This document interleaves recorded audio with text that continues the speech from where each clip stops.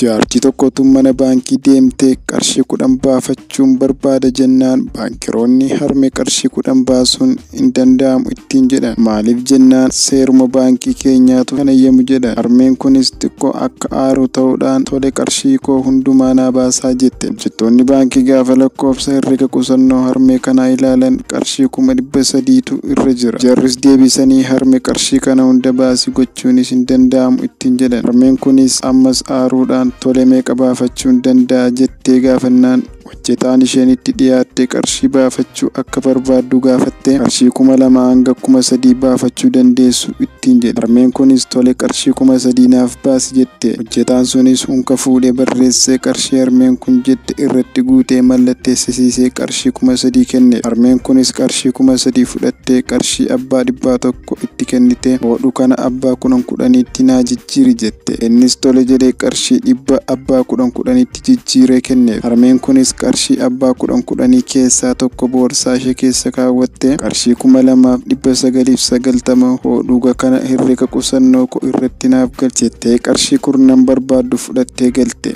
Jaartiin waan gaarii nu barsiiste. Aadaan qusannoo keenyaa cimuu qaba.